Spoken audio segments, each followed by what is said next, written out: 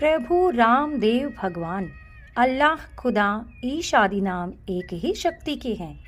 वह कौन है, कैसा है, कहाँ रहता है, किसने देखा है, यह प्रश्नवाचक चिन्ह पूर्ण रूप से हटाने के लिए अवश्य सुनिए जगत गुरु तत्वदर्शी संत रामपाल जी महाराज के अनमोल अमृत वचन, सभी पवित्र धर्मों के पवित्र शास्त्रों के आधार पर। सत साहिब धर्मदास जबनो 68 तीर्थ नाम, गीता जी का पाठ करता हूँ, इस विद मुक्ति पाऊंगा। गीता जी का पाठ कर मुक्ति पाऊं, राम कृष्ण के गुण गाऊंगा, मिल स्वर्ग में स्थान भगत में अर्ज करूं। ज्ञान सुना दे विधि बता दे, हो मेरा कल्याण भगत में। ज्ञान सुना दे विधि बता दे, ओ मेरा कल्याण भगत। तीर्थ जल में कछ और मछा, जीव बहुत से रहते हैं। तीर्थ जल में कछ जीव बहुत से रहते, उनकी मुक्ति ना होती, वो कष्ट बहुत सा सहते हैं। उनकी मुक्ति ना होती, कष्ट बहुत सा सहते। सतयुग में राम कृष्ण नाथ, तब किसका धरते ध्यान भगत में अर्ज कर। ज्ञान सुना दे विधि बता दे, हो मेरा कल्याण भगत में। ज्ञान सुना दे विधि बता दे, हो मेरा कल्याण भगत। एकादशी का व्रत करत हूँ, जीव हिंसा कोई करता ना। एकादशी का व्रत जीव हिंसा कोई करता। शिवलिंग पूजा गुरु की सेवा किए बिना बिसरता ना। शिवलिंग पूजा गुरु की सेवा किए बिना बिसरता। सालग्राम की पूजा करता, जन्म सुबह और शाम भक्त में अर्ज। ज्ञान सुना दे विधि बता दे, हो मेरा कल्याण भगत। ज्ञान सुना दे विधि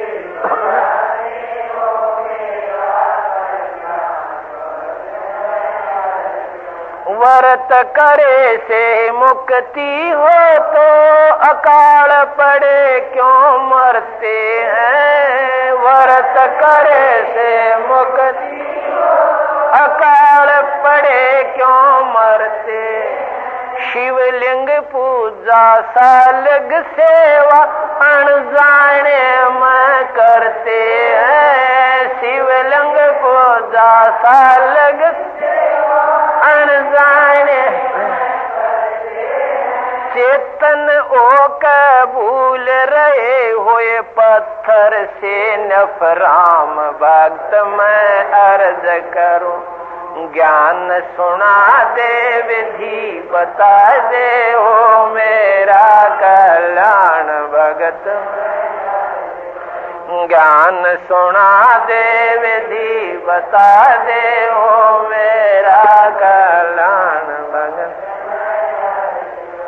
तीर्थ बाट चले जो प्राणी, जीव बहुत से मारे। तीर्थ बाट चले जो प्राणी, जीव बहुत से मारे। जल में सूक्ष्म जीव बहुत है, स्नान करत संगारे। जल में सूक्ष्म जीव बहुत, स्नान करत संगार। चौका देवो अवन करो, उसमें हो हत्या बे उन्मान। भगत में अर्ज कर, ज्ञान सुना दे, विधि बता दे, हो मेरा कल्याण भगत। ज्ञान सुना दे, विधि बता दे, हो मेरा कल्याण भगत। 7 दीप और 9 खंड, ये सपने जैसा खेल है। 7 दीप और 9 सपने जैसा खेल। 3 लोक और भवन, चतुर्दश कालबली की जेल है। 3 लोक और भवन, चतुर्दश कालबली की जेल। महाप्रलय में नष्ट हो जाऊं, फिर कहाँ करो विश्राम। भगत में अर्ज कर, ज्ञान सुना दे, विधि बता दे, हो मेरा कल्याण भगत। ज्ञान सुना दे, विधि बता दे, हो मेरा कल्याण भगत। पाठ आरती धर्म दुआ से खेत संवारा जाता है। पाठ धर्म दुआ से खेत संवारा जाता। सत्य नाम बीज जो बोव, फल भक्ति का खाता है। सत्य नाम बीज जो बोव, फल भक्ति का खा। काल जीव को उलझाता है, देख उल्टा ज्ञान। भगत में अर्ज करूं, ज्ञान सुना दे, विधि बता दे, ओ मेरा कल्याण भगत। ज्ञान सुना दे, विधि बता दे, ओ मेरा कल्याण भगत। इतनी कह कर साहेब कबीर अंतर जान होया जी। इतनी कह कर साहेब कबीर अंतर जान होया। अपनी गलती जान धर्म 10 फूट फूट कर रोया जी। अपनी गलती जान धर्म फूट फूट कर बोल में जीवन खोया जी। अब हो गया सच्चा ज्ञान, भगत में अर्ज कर, ज्ञान सुना दे, विधि बता दे, ओ मेरा कल्याण भगत। ज्ञान सुना दे, विधि बता दे, ओ मेरा कल्याण भगत। पाखंड पूजा सब ही छोड़ी, मन चाया न तीर्थ नाने को। पाखंड पूजा सब ही छोड़ी, मन चाया न तीर्थ नाने। वापिस घर ने चल पड़ा, तज वृंदावन बरसाने को। वापिस घर ने चल पड़ा, तज वृंदावन बरसाने। ए बंदी छोड़ तेरे पाने को, अब खोजो अपनी जान। भक्त में अर्ज कर, ज्ञान सुना दे, विधि बता दे, ओ मेरा कल्याण भगत। ज्ञान सुना दे, विधि बता दे, ओ मेरा कल्याण भगत। रो रो रुदन मचावण लाग्या, एक धर्म यज्ञ रचाई जी। रो रो रुदन मचा धर्म यगर रचाई।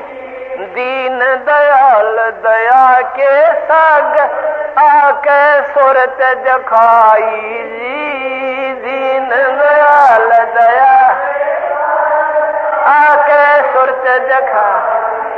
राम पाल मुक्ति जब पाई जब मिले कबीर भगवान भगत में अर्ज कर। ज्ञान सुना दे विधि बता दे हो मेरा कल्याण भगत। ज्ञान सुना दे विधि बता दे हो मेरा कल्याण। रो रो रुदन मचावण लाग्या एक धर्म यगर रचाई जी। रो रो रुदन मचावण एक धर्म यगर रचाई। दीन दयाल दया के सागर आके सुरत जखाई जी। दीन दयाल दया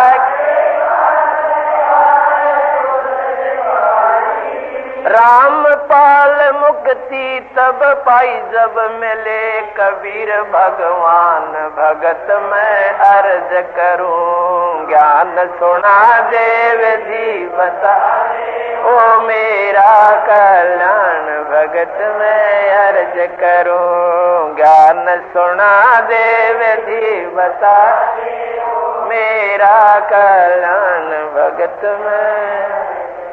ज्ञान सुना दे विधि बता दे वो शब्द साहिब के गावेंगे। वो शब्द साहिब के गावेंगे। मारे भरम भूत मिट जावेंगे।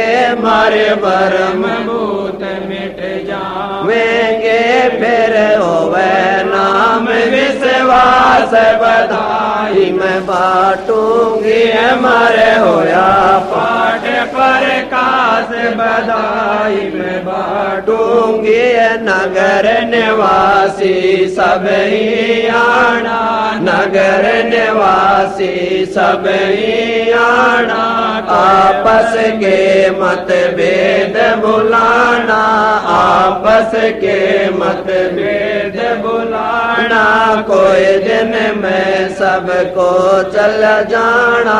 कोई दिन में सबको चल जाना। या झूठी जग की आस बधाई में बाटूंगी। हमारे होया पाठ पर काश बधाई में बाटूंगी। ये दुख मेटे और सुख का दाता।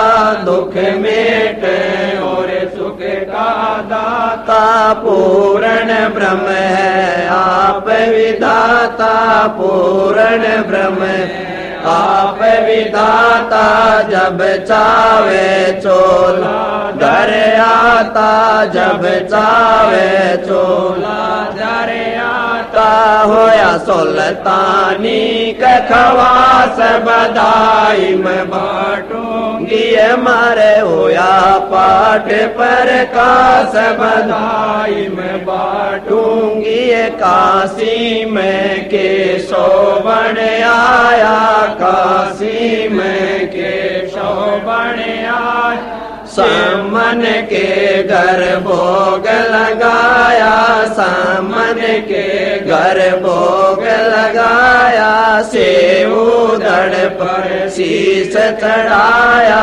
सेव धड़ पर शीश चढ़ाया। ये काट करम की पास बधाई में बाटूंगी। हमारे होया पाठ पर काश बधाई में बाटूंगी। ये जिस घर में ये होता पाठ जी।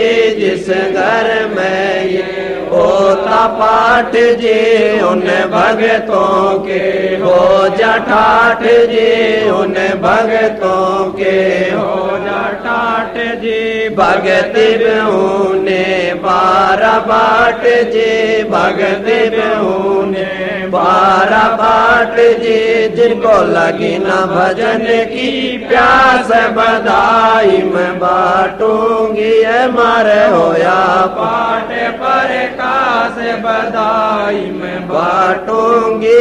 स्वामी राम देवानंद गुण गाता है, स्वामी राम देवानंद गुण गाता है। संत राम पाल जी को समझाता है, संत राम पाल जी को समझाता है। भजन बिना नहीं सुख पाता है, भजन बिना नहीं सुख पाता है। चाहे पृथ्वीपति हो खास बधाई मैं बाटूंगी, मारे होया पाठ पर कास बधाई मैं बाटूंगी। स्वामी राम देवानंद गुण गाता है, स्वामी राम देवानंद गुण गाता है। संत राम पाल जी को समझाता है, संत राम पाल जी को समझाता है। भजन बिना नहीं सुख पाता है, भजन बिना नहीं सुख पाता है। चाहे पृथ्वीपति हो खास बधाई मैं बाटूंगी, मरे होया पाठ पर कास बधाई मैं बाटूंगी।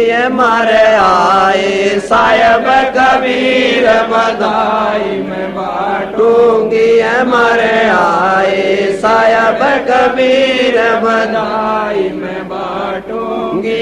मारे आए गरीब दास बधाई मैं बाटूंगी, मारे आए गरीब दास बधाई मैं बाटूंगी। मारे होया पाठ पर कास बधाई मैं बाटूंगी, मारे होया पाठ पर कास बधाई मैं बाटूंगी। सत साहिब। परम पिता परमात्मा बंदी छोड़ भगवान कबीर साहब तथा वही स्वरूप उन्हीं के अवतार सतगुरु बंदी छोड़ गरीबदास जी महाराज की एक असीम कृपा हमारे ऊपर हुई है कि आज हम सत्संग के अंदर आए हैं। सभी शास्त्रों ने, सभी संतों ने इस बात का प्रमाण दिया है कि मनुष्य जन्म ये बहुत ही दुर्लभ है, अति दुर्लभ, महादुर्लभ। इसकी जितनी भी हम संज्ञा दे सकते हैं वो थोड़ी है। उसके उपरांत मनुष्य शरीर जिस भगवान आत्मा को आज प्राप्त है, उसके पिछले जन्म जन्मांतर के जो पुण्य कर्म हैं वो बहुत ही शुभ थे, क्योंकि शुभ कर्मी प्राणियों को परमात्मा एक मनुष्य का शरीर देता है। मानव शरीर, स्त्री या पुरुष, ये दोनों मानव शरीर कहलाते हैं। अंग्रेजी में इसे ह्यूमन बॉडी कहते हैं, ह्यूमन बॉडी, मानव शरीर।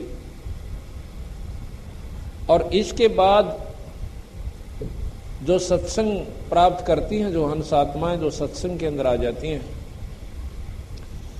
वो उन शरीरधारी पुण्य आत्माओं से ज्यादा पुण्य आत्मा है, उनके ज्यादा शुभ संस्कार हैं।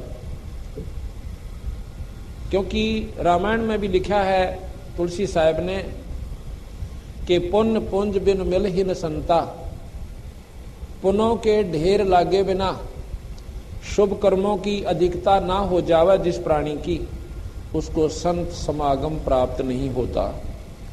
जो भगवान आत्मा मनुष्य शरीर प्राप्त करती हैं वो तो है ही हंस आत्मा, क्योंकि उनको परमात्मा ने आत्म कल्याण करवाने वाली यूनिवर्सिटी में दाखला मिल चुका है। उनको ये ड्रेस मिली हुई है कि ये स्टूडेंट है। और जो इस यूनिवर्सिटी में आकर, कॉलेज में आकर भी उस उद्देश्य को भूल चुके हैं कि हम आए थे किस काम के लिए और कर क्या रहे हैं, तो अज्ञान आत्माएं हैं। वो अपने इस अनमोल अवसर को बर्बाद कर रही है। इसके लिए संतों ने सत्संग के माध्यम से हमारे इस अज्ञान अंधेरे को हटाने के लिए बहुत जगह जगह पर डंडोरे पीटे हैं, जगह जगह पर आवाज लगाई है कि हे भोली आत्मा, ये मनुष्य शरीर का मिलना कोई बच्चों का खेल नहीं है, और इसके तू क्या लाभ उठा रहा है? माया जोड़न की होडलाली, बीड़ी शराब मांस तमाकू जो ना काम करने थे मनुष्य शरीर पाकर वो भी शुरू कर दिए। इस अंधेरे को सत्संग में हटाया जाता है। वो पुण्यात्मा जो सत्संग में आती है वो और ज्यादा शुभकर्मी होती है, और सत्संग में सुनी हुई बातों को जो अपने जीवन में ढाल लेते हैं, सत्संग में सुनी हुई बातों को जो अपने जीवन में ढालकर उनका अनुसरण कर लेते हैं, बुराई छोड़ देते हैं, परमात्मा का आसरा कर लेते हैं, उन भगवान आत्माओं के शुभ कर्मों का वर्णन नहीं किया जा सकता, और वो भी आज के इस गंदे कलयुग में।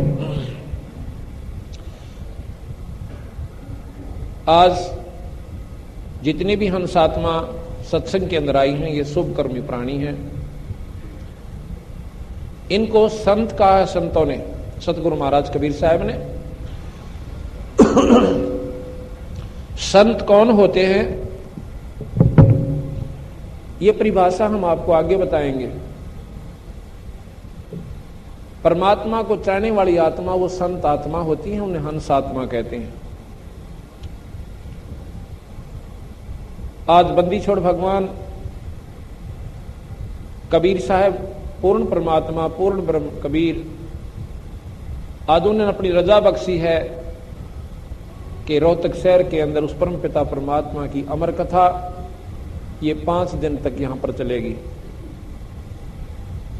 गरीबदास महाराज जिनका ये ग्रंथ साहब हम आपको खोल कर सुनावेंगे, और साथ में उन्हीं के सतगुरुदेव, उन्हीं की वही शक्ति की वाणी जो कबीर साहब है उनका भी साथ में इनकी तालमेल हम आपस को तुलना करके आपको समझाएंगे। मनुष्य जन्म के क्या कर्तव्य हैं, मनुष्य जीवन में हमने क्या काम करने चाहिए थे और क्या हमने नहीं करने चाहिए थे, वो जानकारी आपको इन 5 दिन के अंदर बिल्कुल विस्तृत रूप से दी जाएगी। जो पुण्यात्मा लगातार 5 दिन का सत्संग सुन लेगी उसको किसी प्रकार का संशय नहीं रहेगा भक्ति के मार्ग में, और फिर विचार करने पर बाध्य होगी वो हंसात्मा कि ये मनुष्य शरीर परमात्मा ने ये डले ढूंढता ही नहीं दिया था।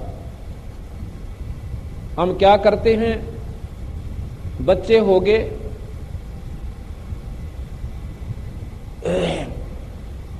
हम पहले स्कूल भेजते हैं अपने बच्चों को, उनका पालन पोषण करते हैं। प्रथम तो हमने ये चिंता थी कि हमारा कोई रोजी रोटी का साधन बने, फिर घर वालों ने चिंता बनी कि बच्चे का ब्याह कर दें, लड़का हो चाहे लड़की, शादी होगी।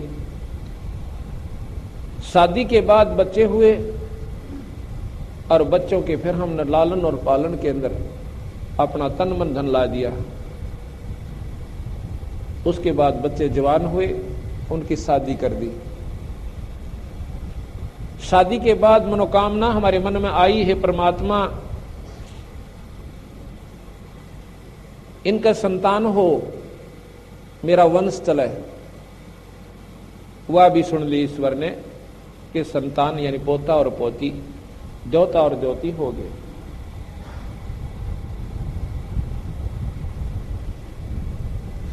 अब हमारा शरीर वृद्ध हो गया, इतना वृद्ध हो गया कि उठा और बैठा भी इच्छा अनुसार नहीं जा रहा, और अपने मन में हम फूले नहीं समा रहे कि हमारा जीवन सफल हुआ, क्योंकि मेरे 4 लड़के और 8 पोते और 6 दोते हो गए, और 4 पोती और 3 दोती। फूले समाते हैं, फूले नहीं समा रहे हैं कि वाह वाह मौज कर दी, जीवन सफल हुआ। संतों की दृष्टि से ये तो तूने निष्फल कर लिया, ये जो कुछ भी होना था तेरे संस्कार का आप पे हो रहा था, ये तो तू अपने आप में खुशी मना रहा है कि मैंने ये सब कर दिया। माँ के गर्भ में जब बच्चा था बता देता कि इसमें लड़का है कि लड़की, अगर तू करने वाला है तो। जिनके संतान नहीं होती वो बढ़ा के दिखाओ संतान, उस ईश्वर की रजा बिना, अपने संस्कार के बिना। तो इसलिए संत आकर के अंधेरे ने हटावे से कि भाई जो काम करना था वो तो तने छेड़ा भी कोना, अर्थात उसकी तो शुरुआत भी ना कर पाया अनाड़ी आत्मा, अरे गधे और कुत्ते की जुनी पाओगा, ये तने सफल किया ये अपना जीवन। इस प्रकार सत्संग के माध्यम से यह अंधेरा हटाया जा सके कि परमात्मा का पाना कोई मुश्किल बात नहीं है, पर उसके नियम ने माने मुश्किल है हमारे के लिए। किन के लिए? जिनको ज्ञान नहीं है। परमात्मा के पाने के लिए कोई घर त्याग कर जंगल में जाने की आवश्यकता नहीं बताई, किसी भी संत ने नहीं कहा, और ना ही किसी प्रकार की गुफा में बैठने की आवश्यकता, ना धोने लाने की। परमात्मा के पाने का एकमात्र साधन सभी शास्त्रों ने प्रमाण दिया है,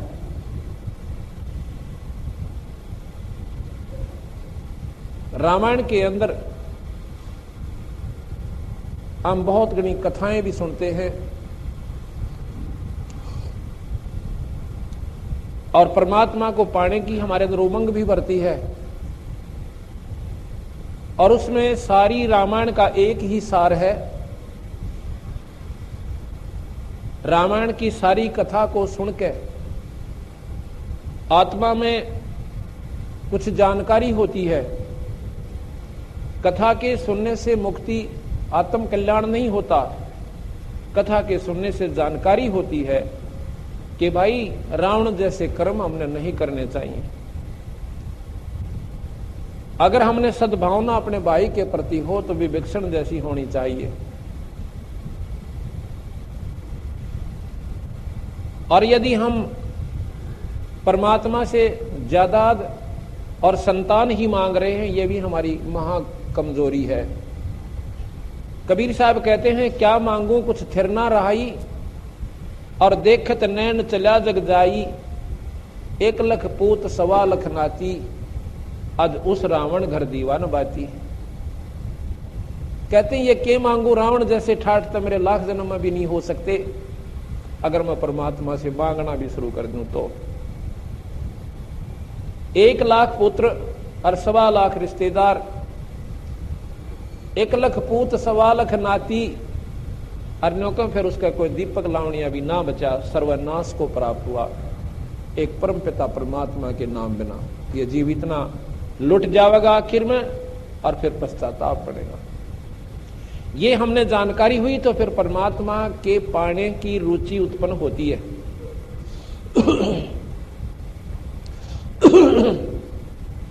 फिर हमारे मन में क्या होता है, क्या आता है कि भाई परमात्मा ने तो पाने के लिए सबके में छोड़ छाड़ के और घर त्याग कर बाहर चलना चाहिए।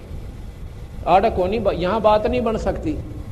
यहां तो कभी कहेंगे किसी चीज की चिंता है, या कभी कोई लाना सौदा, कभी कोई किसी का देना है, किसी का लेना है, कदे बालक बीमार हैं, कदे इनके ब्याह ना हुए, यह समस्या तो कदे भी हल ना हो।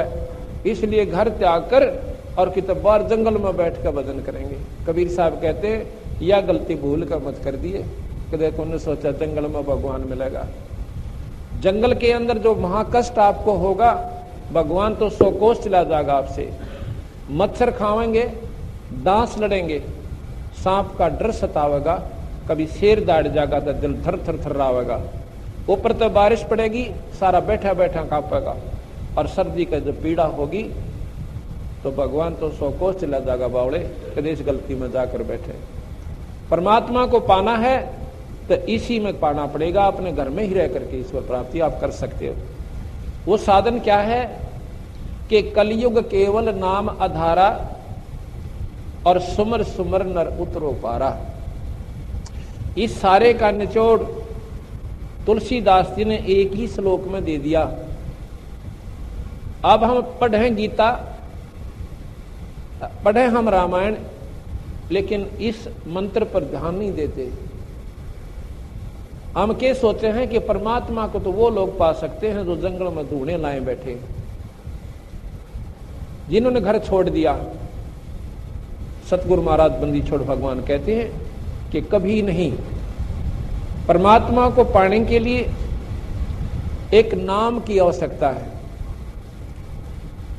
और नाम के जाप बिना जीव उद्धार नहीं हो सकता। तप के करने से कोई और उपलब्धि होती है, परमात्मा प्राप्ति नहीं होती। इसलिए हमने आत्म कल्याण के बारे में आपको पूरी विस्तृत जानकारी दी जाएगी। संत की परिभाषा क्या होती है, साधु किसे कहते हैं, परमात्मा पाने का एकमात्र साधन है केवल नाम का जाप। कौन से नाम का जाप और किस विधि से, परमात्मा कौन है, परमात्मा की परिभाषा क्या है, उसको कैसे पाया जाता है, ये 5 दिनों के अंदर आपको बहुत ही विस्तृत ढंग से बड़े प्यार के साथ सुनने को मिलेगा। इन 5 दिन के सत्संग में जो प्राणी लगातार सुन लेगा वो बाध्य हो जाएगा कि परमात्मा, आज तक हमने ये बात कभी सपने में भी नहीं सुनी थी। रामायण सुनी, महाभारत सुनी, गीता जी का पाठ खूब किया और सुना, वेदों की जानकारी जरूर हुई संतों के माध्यम से कि वेद बड़े श्रेष्ठ ग्रंथ हैं हमारे। पुराण सुने, पुराणों के अंदर परमात्माओं की महिमा की जानकारी हुई। आज आपको 5 दिन के अंदर हम ये सभी शास्त्र भी सुनाएंगे, पर ये बहुत संक्षिप्त रूप में और पूर्ण रूप से ज्ञान परिपूर्ण आपको होगा, सुनाए जाएंगे। इनसे आगे की जो कथा है, क्योंकि आज तक हमने स्वर्ग सुना था, जितने भी ग्रंथ, जितने भी पुराण शास्त्र संत हमारी जो संपर्क में आए थे, हमने स्वर्ग से ऊपर कोई शब्द नहीं सुना था। अब आपको पता चलेगा कि स्वर्ग तो सबसे बड़ा धोखा इस जीव के साथ है, और इससे ऊपर एक सतलोक है। उस सतलोक का जब मार्ग हमें पूर्ण संत से मिलेगा तो हमारा पूर्ण छुटकारा यहां से होगा। सृष्टि कैसे रची गई, इसकी आवश्यकता क्यों पड़ी। यहां पर कोई भी प्राणी सुखी नहीं, दुख का पहाड़ जीव के ऊपर हरदम टूटा रहता है। आज जो प्राणी सुखी नजर आवस है, और कल ना जाने के बिजली पड़ जा, कोई एक्सीडेंट में परिवार का सदस्य चला गया, कोई बीमारी के कारण मर गया, किसी की टांग कट गई। इस प्रकार हमारे 1 सेकंड के अंदर ना बेरा के कहानी यहां पर बीत जावे, और हम फिर भी ना सोचते कि हम आए कि किस कारण थे यहां पे। आप जंगल में रात्रि के समय जंगल में जाकर देखो एक बार, कितना भयंकर स्थान है ये।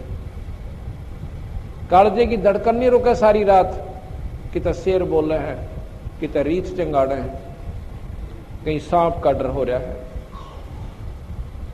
और हम अपनी बहन बेटियों को भी किसी स्थान पर दिन में भी नहीं भेज सकते, ऐसा गंदा लोक है ये। यहां पर हमने एक पुलिस बनाई, एक महकमा तैयार किया अपनी सुरक्षा की खातिर, ताकि हमारी इज्जत बची रहे, और सीमा की सुरक्षा के लिए हमने सेना तैयार करी। एक राजा चुना कि तू हमारी रक्षा कराकर हम अपना पेट भर लेंगे, हम तुझे टैक्स दिया करेंगे, ताकि ये कुछ समय हमारा ठीक ढंग से व्यतीत हो जा। अगर ये व्यवस्था हम ना करें, या पशु से भी बदतर जीवन इस मनुष्य का हो जाए। सर्दी आती है, इतनी आवा है कि कितना मकान बना के रजाई लेकर मोटे वस्त्र हमने धारण करके अपनी जान बचानी पड़ती है। गर्मी आती है तो कूलरों का भी प्रबंध करके इस 5 तत्व के पुतले को हम सुरक्षित रख पाते हैं। बरसात आती है, फ्लड का बाढ़ की बाढ़ आ जाती है, और गांव के गांव उजड़ जाते हैं, हजारों व्यक्ति मर जाते हैं। ऐसे गंदे लोक में आकर हम फिर भी यहीं पर सुख ढूंढने की कोशिश कर रहे हैं। संत ये बताना चाहे भाई, ये तो दुख का कहर है ये लोग, या ना तो रंग सुखी। गरीब आदमी ने सोचा यो पैसे वाला व्यक्ति गणाए सुखी होगा, इसके पास कार और कोठी है। आज जिसके पास कार और कोठी हो उनसे एक बार मिलकर देखियो जाके, उनके दुख सुनकर अपने को भी रोना आ जाएगा, इतना घर उसके घर में कैर पावेगा। कोई आज सुखी है तो कल हो सकता कुछ भी उसकी गेला। और सेठ ने सोचा, जो पैसे वाला है वो ने सोचा राजा बहुत सुखी, इसके आगे पीछे बड़ी सेना घूमती है और दुनिया आदर करती है। और कोई राजा से मिलकर देखना, रात में बेचारे नींद भी ना आती, सारी रात फटका लगा रहा है, कोई एमएलए ना टूट जा, कोई एमपी ना चला जा, फिर सुबह मेरी कुर्सी ना पावे। उसके बाद राजा ने सोचा है ये देव लोग बहुत सुखी होंगे जो स्वर्ग के अंदर रहते हैं। गरीबदास जी महाराज कहते हैं वो महादुखी, वो देवता लोग कति सुखी नहीं। वहां यहां से भी ज्यादा राग द्वेष काम क्रोध और बहुत ज्यादा वहां पर इससे भी ज्यादा गलत कहानियां होती हैं। इंद्र और राहिला का प्रमाण और भी बहुत से ऐसे कर्म वहां पर होते हैं जो कि यहां पर वर्णन करने योग्य भी कोई ना। फिर जब देव शरीर किन्हें प्राप्त होता है? जिन्होंने यहां डटकर भक्ति करी, भगवान विष्णु शिव माता और ब्रह्म की, और अच्छे पुण्यदान किए, उनको देव पदवी दे दी जाती है। उनका फिक्स समय होता है और उनको आखिर में ये पता हो जाता है कि 10 वर्ष तेरे इस स्वर्ग के अंदर रह गए, और उसके बाद ये जानकारी होती है कि अब तू नरक भी भोगेगा। क्योंकि 3 लोक का सबसे मुख्य नियम है कि जैसे कर्म प्राणी करेगा उसने दोनों भोगने पड़ेंगे। ये दोनों भोगे होते हैं। पुण्य कर्मों के लिए स्वर्ग बनाए और पाप भोगने के ताही नरक बनाए। और कुछ ऐसे कर्म बनाए जो कि आपको 184 में ही भोगे होंगे। ये कर्म ना स्वर्ग में आपको भोगने और ना ही नरक में, इनका भुगतान आपने इस मृत मंडल के कुएं में, इस जेरे में, इस कैद में काटने होंगे। जब देवता लोगों को पता चलता है कि मेरे 10 वर्ष बकाया हैं, उनका भोजन छूट जाता है, नींद आनी बंद हो जाती है। उनको ये मृत मंडल के कहर दिखाई देते हैं कि कुत्ते और कुतिया बनकर धक्के खाए थे, कभी सूर और सूरी बनकर हम तंग पाए थे। ये परमात्मा अब ना जाने हमारे से कोई शुभ कर्म बन पाओगा भी कि नहीं बन पाओगा। ये कोई समय होता है जिसमें मनुष्य शरीर हो, संतों के दर्शन हो, परमात्मा का नाम मिल जा। ये बार बार ये तीनों नंबर नहीं मिला करते। इसी प्रकार जो देवलोग स्वर्ग में रहते हैं, जो दूसरे व्यक्ति जो स्वर्ग में अपना स्वर्ग भोगने के लिए गए, उनका तो कहना है कि ऐसे बेचारे कोई 10 वर्ष की खातिर गए, कोई 5 वर्ष के लिए गए। और यहां पर के कर्म है कि पाप ज्यादा बनते हैं और पुण्य बने थोड़े। पुण्य तो स्पेशल विधि से करना पड़ता है, कोई कथा का अनुष्ठान करवाना पड़ता है, कोई यज्ञ धर्म करना पड़ता है, संतों का समागम करवाना पड़ता है, जब कितने साल भर में एक पुण्य हम कर पाते हैं। और पाप यहां पर पृथ्वी ऊपर पगजो धारे और करोड़ जीव एक दिन में मारे। इतने मुंडे क्रम हमारे ऊपर आप बनते रहते। तो स्वर्ग थोड़े दिन, नरक ज्यादा दिन हमें भोगना पड़ता है। अब वो स्वर्ग के देव क्या समझते हैं कि देवराज इंद्र को बहुत सुख है, और जो स्वर्ग के अंदर प्राणी हमारी तरह जैसे हम प्रजा हैं, वो ये सोचते हैं कि भी देवता गणे सुखी। और देवता कहते हैं कि देवराज इंद्र यानी स्वर्ग का राजा बहुत सुखी है। अब स्वर्ग के राजा की बिरान माटी दुर्गति कबीर साहब ने गरीबदास जी ने बताई कि के बनता है उनके संग में आखिर में। एक समय बताते हैं मार्कंडे ऋषि तप कर रहा था और काफी वर्षों तक साधना कर रहा है। इंद्र को 2 चीज अच्छी नहीं लगती, एक तो कोई यज्ञ ना कर ले और दूसरी कोई तप ना कर ले, कहीं तेरी गद्दी ना चली जा।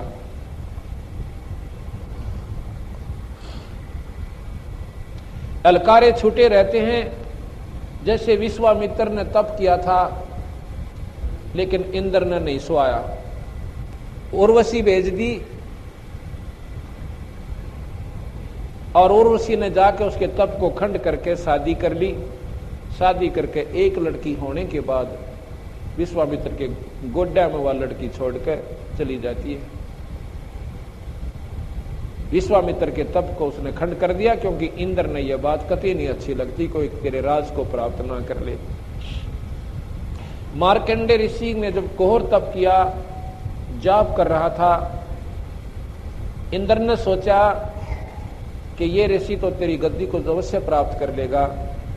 उसने अपनी इंद्राणी भेज दी कि ये ऋषि किसी और के बस का नहीं है, तुम जाकर के इसका काम बिगाड़ सकती है। कहते हैं उर्वशी आई, चारों तरफ बड़ी सुगंध छोड़ दी, बड़ी अच्छा ऋतु बना दिया और स्वयं मार्कंडे ऋषि के सामने नाचने लगी। ऋषि की आंखें खुली हैं और देख रहा है। उर्वशी खूब नाच नाची, सैकड़ों प्रकार के उसने अपने सारे बाजे बजा लिए और बढ़िया गाने तो गाने एक से एक बढ़िया सुना लिए, पर मार्कंडे ऋषि टस से मस नहीं हुए। गरीबदास जी महाराज ने लिखा है कि आखिर में वो कति नगन हो जाती है। तब मार्कंडे ऋषि कहता है, बेटी ए बहन यहाँ के काम आई थी। इतनी बात को सुनकर उसी शर्मांदी हो जाए। मनुष्य जीवन अनमोल है, इसे ऐसे ही व्यर्थ न गवाएं। जगत गुरु तत्वदर्शी संत रामपाल जी महाराज से नाम दीक्षा लें और अपना कल्याण कराएं। ऐसे ही आध्यात्मिक वीडियो देखने के लिए हमारे चैनल गुरु गोविंद चैनल को सब्सक्राइब करें। बोलो सतगुरु देव की जय।